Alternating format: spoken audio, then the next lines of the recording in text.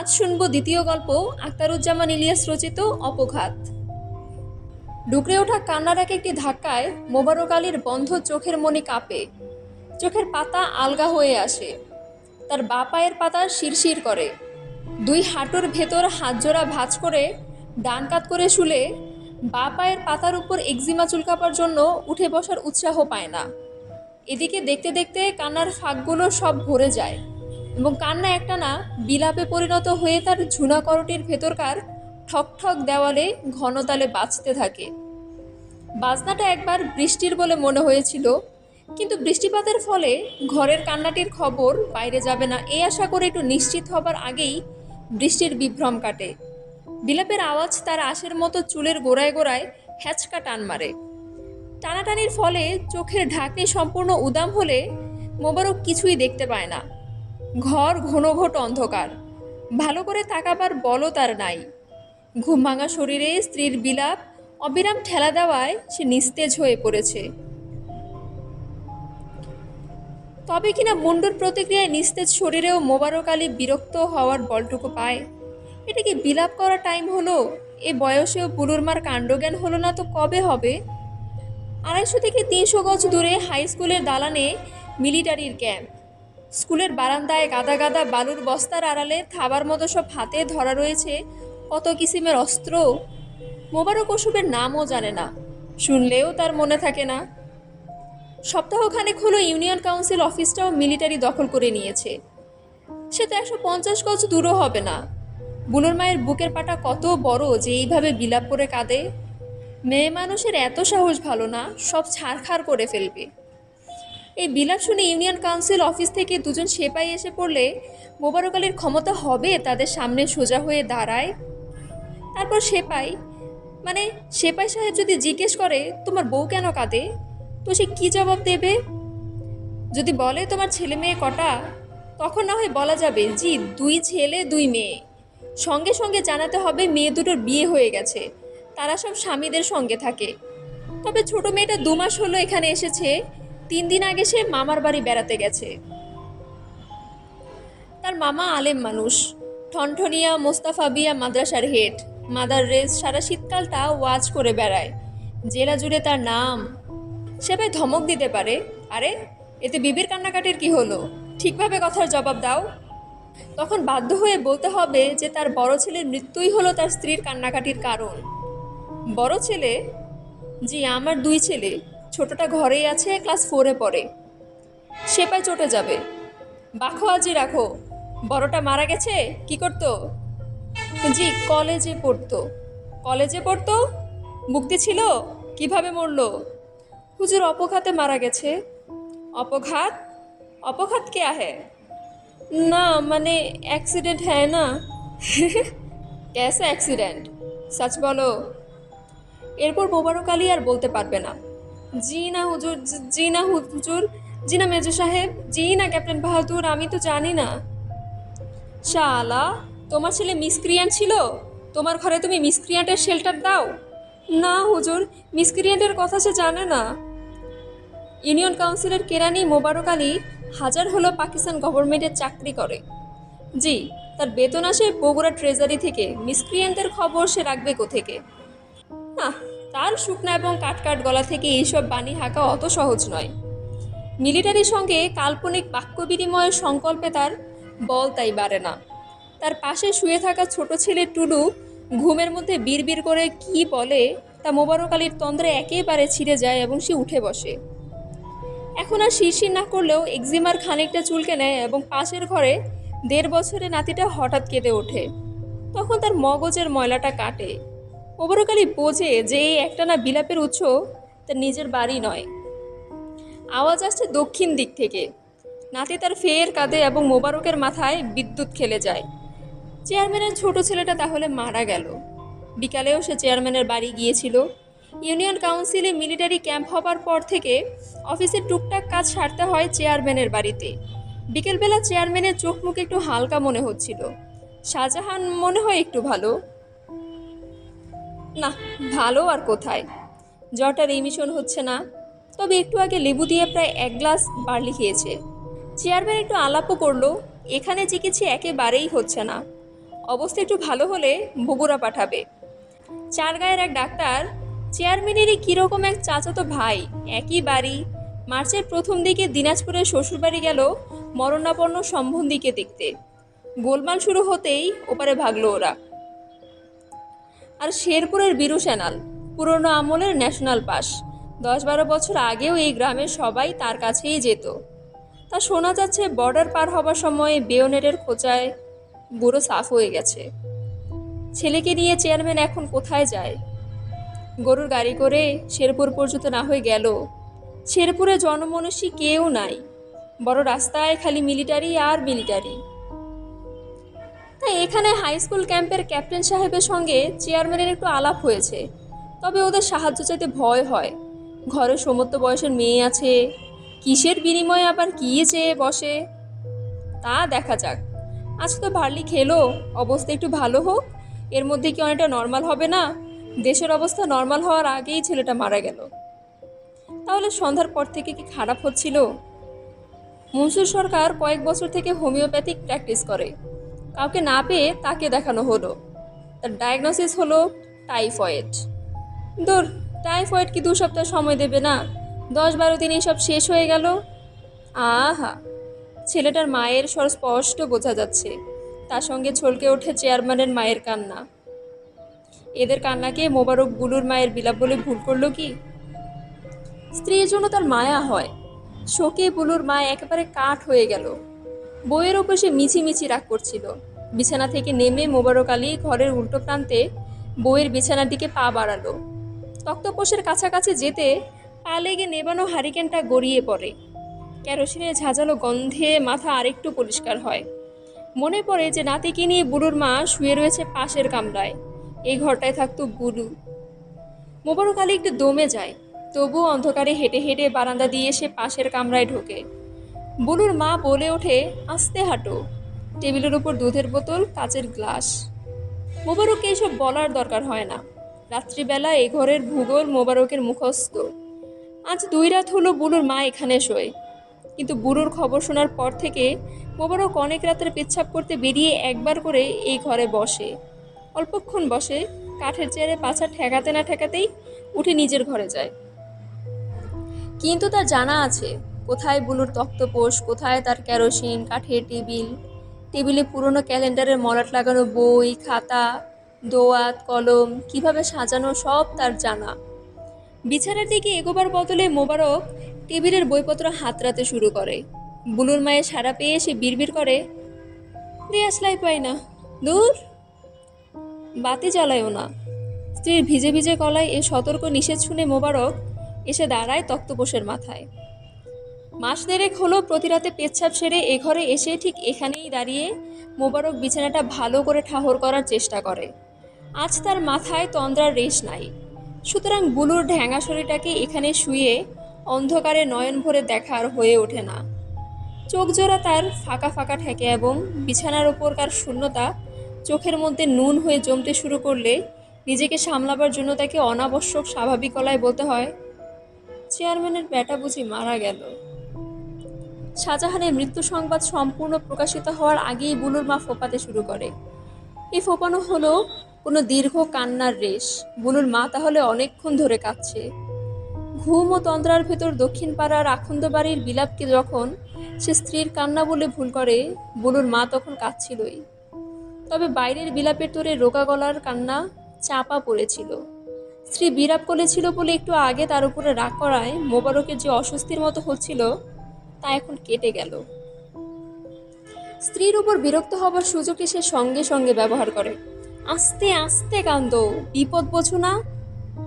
চুপ করার চেষ্টায় বুলুর মায়ের কান্না আরও উথলে ওঠে। কান্নায় সম্পূর্ণ মগ্ন থাকায় এবং অন্ধকারের জন্যও বটে বুলুর মা স্বামীকে দেখতে পাচ্ছে না। ভয় ও রাগে মোবারক আলীর চোখ মুখখানা ওলট পালট হবার দশা। বুলুর মা সারাটা জীবন কি অবুঝ মেয়ে মানুষই থেকে যাবে? তার কান্না শুনে মিলিটারির একজন সেপাই যদি এসেই পড়ে, তখন এই পুত্রশোকের ব্যাখ্যা করা যাবে কি করে? তখন কি খুঁড়তে খুঁড়তে সাপ বেরিয়ে পড়বে না? তারপরের ঘটনা মোবারকের জানা আছে। তাকে ধরে নিয়ে যাবে স্কুলের দালানে, হেডমাস্টারের কামরা এখন টর্চারের সেল। মোবারক আলীর মেরুদণ্ড শিরশির করে। সুতরাং টর্চার সেলের ছবি তাড়াতাড়ি মুছে ফেলার জন্য সে কাতর হয়। তার বাড়িতে ওরা নির্ঘাত আগুন ধরিয়ে দেবে। এই পুরোটা মাটির বাড়ি, টিনের চাল, বাঁশের সিলিং, এইসব দাউ দাউ করে জ্বলবে। আগুনের আঁচ সে এখনই অনুভব করতে পারে। তলপেটে আগুনের আঁচ লাগে, তার ভয় হয় যে লুঙ্গিতে প্রস্রাবের ফোঁটা পড়ছে। একটু বাইরে গেলে হতো, কিন্তু এও তার জানা আছে যে বাড়ির পেছনে ভ্যারেন্ডা ঝোপে বসলে গুনে গুনে আটফোঁটা পড়বে কিনা সন্দেহ। সে প্রায় চিৎকার করে ধমক দেয়, চুপ করো বুলুর মা, চুপ করো, শখ দেখাবার টাইম পাও না না। ধমকে কাজ হয়, বুলুর মা চুপ করে। এই সুযোগে মাথা তুলে দক্ষিণ পাড়ার বিলাপ। মোবারক আলী হঠাৎ খুব জোরে নিঃশ্বাস ফেলে তার নিয়ন্ত্রণের বাইরে চলে যাওয়া পাছাটিকে ধপাস করে তক্তপোষের একধারে ফেলে দিলে বুলুর মা বলে, আস্তে।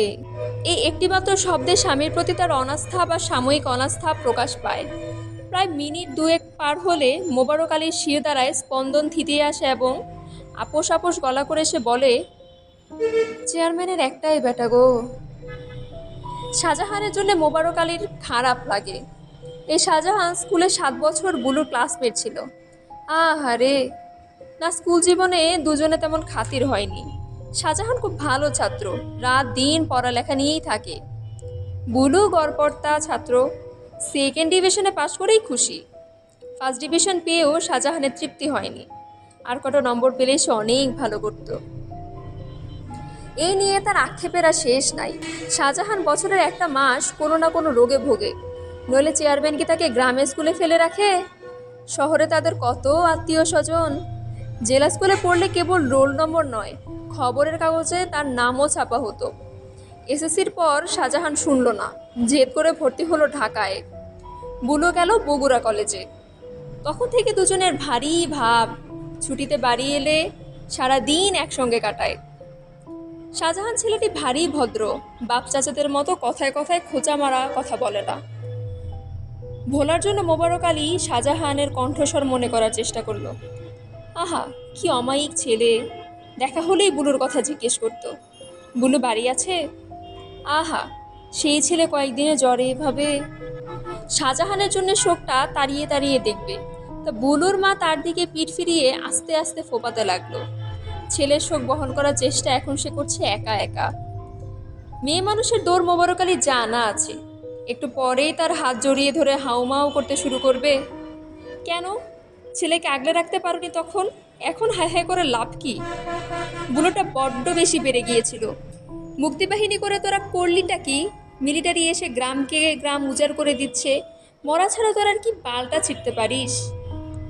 রাগে মোবারক আলী মনে মনে মুখ খারাপ করে। করবে না? মিলিটারি কলেরার মতো আসে, ম্যালেরিয়ার মতো আসে। যে গ্রামে একবার হাত দেয় তার আর কোনো চিহ্ন রাখে না। গতকাল বৃহস্পতিবার গেল, তার আগের বৃহস্পতিবার মাইল 6 উত্তরে মালিয়াডাঙ্গায় মুক্তিবাহিনীর ছেলেরা এক রাতের জন্য আশ্রয় নিয়েছিল। একদিন পরে শনিবার দিনগত রাত্রে সিংড়া ক্যাম্প থেকে মিলিটারি এসে গোটা গ্রাম জ্বালিয়ে দিল, প্রাইমারি স্কুলটাও বাদ দেয়নি। তা মুক্তিবাহিনী তোরা কি করতে পারলি? সরকার বাড়ির ল্যাংড়া জমির আলীর মেয়ে আর ভাইজিকে নিয়ে গেল। কি ব্যাপার, তাদের নামে কোনো কমপ্লেন আছে কি? মেয়ে মানুষের নামে কমপ্লেন? হ্যাঁ, তারা সব ইনফরমার মুক্তিবাহিনীকে খোঁজ খবর পাঠায়। তাদের একজন ফিরে এলো দিন 10 পরে। সেই মেয়েকে নিলে ল্যাংড়া জমির আলী যে মুসিবতে পড়েছে, কপালে আর কত কি যে আছে ভোগান্তি। গজব গজব গজব ছাড়া এসব কি? চেয়ারম্যান যে চেয়ারম্যান, যে সরকারই আসুক, লোকটা ঠিকঠাক সামলাতে পারে। সবাইকে খুশি করার মতো ক্ষমতা তার আল্লাহর রহমতে ভালোই আছে। তো সেই চেয়ারম্যান পর্যন্ত পরশুদিন সকালবেলা মোবারক আলীকে বলে, মোবারক মিয়া, ডাঙর বেটে ছেলেকে বাড়িতে না রাখাই ভালো গো। কেন? মোবারকের অজ্ঞতায় চেয়ারম্যান বিরক্ত হয়। বোঝেন না? ইউনিয়ন কাউন্সিলের মধ্যে মিলিটারি ক্যাম্প করিছে, একরকম ঘরের মধ্যেই ঢুকলো নাকি কন? মিলিটারি সব মানুষ তো একরকম নয়, হাতের 5টা আঙুল কি এক সমান হয়? আবার এটাও কই, 2-4টা মাথা খারাপ মানুষ না থাকলে মিলিটারি চলে না। চেয়ারম্যানের পরামর্শে মোবারক আলী তার ছোট মেয়েকে পাঠিয়ে দিল সম্বন্ধীর সঙ্গে। চেয়ারম্যানও তার মেজো মেয়েটিকে সঙ্গে দিল। মেয়েটি বেশ ফর্সা, নাক মুখ চোখে পড়ার মতো, তাই বিপজ্জনক হয়ে উঠেছে। মোবারক আলীর সম্বন্ধেই নামকরা মাওলানা, জেলার নামকরা মাদ্রাসার হেড মোদাররেস। গোলমালের জন্য মাদ্রাসা বন্ধ থাকায় বাড়িতেই থাকে, আল্লাহ আল্লাহ করে, মানুষকে হেদায়েত করে। সেটাই চেয়ারম্যানের ভরসা। কুদ্দুস মাওলানা লোকও ভালো। থেকে ভাগ্নের খবর পেয়ে বোন ভগ্নিপতির সঙ্গে দেখা করতে এসেছিল। আহা, উপযুক্ত ভাগ্নে তারপরও কিনা খোদার গজব পড়ল, নইলে এভাবে গুলি খেয়ে মরে। মোবারক আলী ফিসফিস করে জানায় যে এখানে এসব নিয়ে কথাবার্তা না বলাই ভালো, মিলিটারির খবর পেলে নির্বংশ করে ছাড়বে। তা মাওলানা সাহেব জবান দিয়ে গেছে বাড়ি গিয়ে বুড়োর নামে কোরআন খতম করাবে, আরও যা যা করার সব করবে। তারপর মোবারক আলীর এক কথায় ভাগ্নিকেও সঙ্গে নিল, এমনকি জোহরার 1.5 বছরের ছেলেটিকেও নিতে চেয়েছিল। কিন্তু মেয়ের শরীরের কথা ভেবে বুড়োর মা নাতিকে রেখে দিল। ও আতি মেয়ে, জমির আল দিয়ে বাঁশঝাড়ের মধ্য দিয়ে লুকিয়ে ছাপিয়ে যাবে, কোলে বাচ্চা থাকলে বিপদে আপদে সামলাতে পারবে। জামাই ঢাকায় ব্যাংকের চাকরি করে, বউ বাচ্চা পাঠিয়ে দিল। না, ঢাকায় ফুটফাট ভালোই লেগে আছে। আর এ সময়টা মেয়েরা মায়ের কাছেই ভালো থাকে, মায়ের কাছে আর রাখা গেল কোথায়? আল্লাহ না করুক জোহরার যদি কিছু হয়। জোহরার সম্ভাব্য বিপদের কথা মনে হলে মোবারক আলী নিয়ন্ত্রণহীন শরীর আরও এলিয়ে পড়তে চায়। শরীর সামলাবার পাশনাতেই সে বলে, যাই চেয়ারম্যানের বাড়ি যাই, একটাই বেটা, কয়টা দিন খুব ভুগলো গো। চেয়ারম্যানের বউ কয়টা দিন একটা মিনিট ব্যাটার কাজ ছাড়া হয় নাই, ব্যাটা ব্যাটা করে জান দিবি মনে হয়। এবার ডুকরে কেঁদে উঠল বুলুর মা। বলকানো কান্নার জন্য প্রথম দিকে তার কথা জড়িয়ে যাচ্ছিল, কিছুক্ষণের মধ্যে কান্নার স্বর নিচে নামে এবং কথা স্পষ্ট হয়। সেই কথাই তো কই গো, সেই কথাই তো কই গো, আমি সেই কথাই কই। কোন কথা তা শোনার জন্য মোবারক আলীকে আরও কয়েক সেকেন্ড অপেক্ষা করতে হয়। দেখো তো, চেয়ারম্যানের বেটা তাই মরল মায়ের সামনে, বাপের সামনে। মাও তো তার বেটাকে জান ভরে দেখালিবার পারলো, আর হামার বুলু কোটে কার গুলি খায়া মুখ থুবড়া পরা মারা গেল। বেটার মুখখানা আমি একবার দেখবার পারলাম না গো। আমার বুলুর উপরে গজব পড়লো কিসের গো? বুলু অপঘাতে মরলো কিসে? এর জবাব দেয় মোবারক আলীর সাধ্যের বাইরে। বুলুর মায়ের এই বিলাপময় প্রশ্নের খাড়া থেকে বাঁচবার জন্য এক্ষুনি তার বাইরে পালানো দরকার। কিন্তু দরজার ফাঁক দিয়ে বোঝা যায় ফর্সা হতে এখনও বাকি, অন্ধকারের বাইরে বেরোলেই গুলি করে দেবে। 10-12 দিন আগে সরকার বাড়ির এক বর্গাদার চাষা পিঠে গুলি খেয়ে মরল পান্ধোয়া বিলের ধারে। বিলের কাছে তহসিন সরকারের নাবা জমিতে লোকটা ঘর করে থাকে। তহসিন সরকারের জমিতেই বর্গা চাষ করে। রাত্রে বিলের ধারে পায়খানা করতে বসেছিল। হাই স্কুলের ক্যাম্প থেকে গুলি করা হয়, পেটে গুলি লেগে লোকটা সঙ্গে সঙ্গে শেষ। তারপর হাই স্কুলের দপ্তরি নজিবুল পিঠে গুলি লাগলো, সেও রাত্রেই। নজিবুলা গিয়েছিল বেলকুচি হাটে। মিলিটারি ক্যাম্প হওয়ায় এদিককার হাটবাজার সব লাটে ওঠার অবস্থা। গত বছরের শেরপাচেক মরিচ ছিল, তাই বিক্রি করতে নজিবুলার বেলকুচি যাওয়া। ফিরতে একটু রাত হয়েছিল। রাত আর কত, এই এশার আজান দিয়েছে কি দেয়নি। স্কুলের সামনে দিয়ে সে হনহন করে হেঁটে যাচ্ছে, তো মিলিটারি তাকে হুঙ্কার দিয়ে থামতে বলে। নজিবুলা থামবে কি, পরিমরি করে দৌড় দেয় সামনের দিকে। সঙ্গে সঙ্গে গুলি এসে লাগে তার পিঠে। মনে হয় গুলি লাগার পরেও লোকটা দৌড়েছিল। তার লাশ পাওয়া যায় আমিন উদ্দিন সরকারের বাঁশঝাড়ের ভিতর। আমিন উদ্দিন সরকার ভাইপো তবারক, লাঠিডাঙ্গার আইনুল, উদম শহরের হামেশ এন্ডল, হাই স্কুলের অঙ্ক স্যার নূর মোহাম্মদ, এদের মারা হয়েছে লাইনে দাঁড় করিয়ে। স্কুল দালানের পেছনে ছোট ক্লাসের ছেলেরা যেখানে দাঁড়িয়াবান্ধা গোলাছুট হাডুডু খেলত, সেখানে এদের পুঁতে রাখা হয়েছে। বিলের ধারে লাশ, বাঁশে ঝাড়ে লাশ, স্কুলের পিছনে লাশ।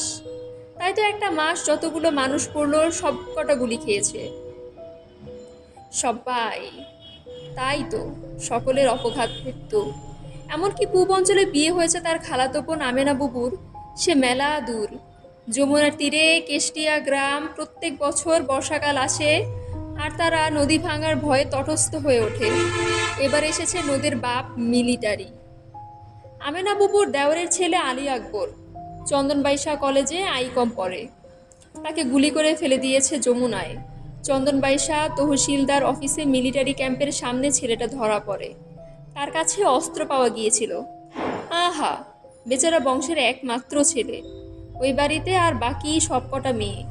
ছেলেটাকে খুব কষ্ট দিয়ে মেরেছে। না না, বুলুকে কিন্তু অত কষ্ট দেওয়ার সুযোগ পায়নি। ধরা পড়ার আগেই ও গুলি খায়।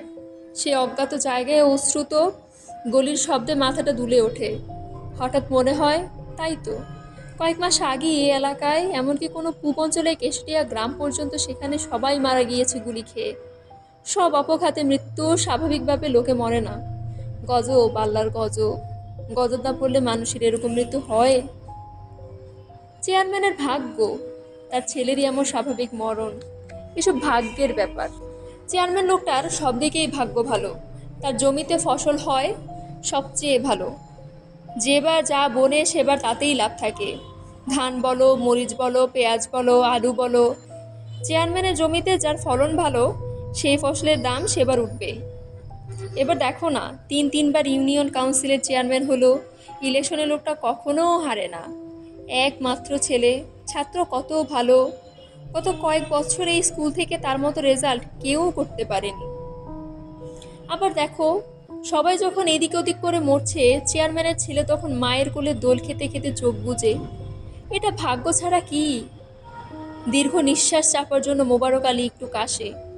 আর বলি, কি সুন্দর ছেলে, আর কি রকম ঢ্যাঙা হয়ে উঠেছিল, তাই না? মাথায় মোবারক আলীকে ছাপিয়ে গিয়েছিল। ও ঠিক ওর দাদার মতোই হতো। সেই ছেলে, দিব্যি ভালো ছেলে, বাড়ি থেকে বেরিয়ে গেল। 4 মাস পর খবর এলো যে সে গুলি খেয়ে মারা গেছে। কোথায়? না, সেখান থেকে মেলা দূর, একই জেলা, তবে সে হলো পূবের পলি এলাকা। হ্যাঁ, আমেনা বুবুর শ্বশুরবাড়ির কাছেই হবে। গ্রামের নাম তার জানা নেই। 1.5 মাস আগে বুলু মরার খবর পেয়ে মোবারক ভেবেছিল যে বউয়ের কাছে খবরটা একেবারে চেপে যাবে। তা শোনার পর কয়েকটা ঘন্টা সে চুপ করেই ছিল। তাও যে খবরটি নিয়ে এসেছিল তার বিশেষ অনুরোধে। অনুরোধ না বলে আদেশ বলাই ঠিক। যাদের হাতে অস্ত্র থাকে তারা কি অনুরোধ করতে পারে?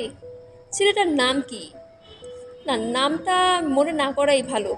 বাড়ির কাছে মিলিটারি ক্যাম্প, কখন কে এসে ধমক দিলেই মোবারক আলী তার নাম ফাঁস করে দেবে। নাম মনে না থাকলে কি হয়, তার চেহারা প্রায় 24 ঘন্টা মোবারক আলীর সামনে দোলে। ঘন কালো মেঘের সামনে শ্যামবর্ণ একখানা মুখ। ও যখন আসে তখন বিকেলবেলা, খুব মেঘ করায় অন্ধকার হয়ে এসেছিল। মোবারক হাট থেকে ফিরেছিল পা চালিয়ে।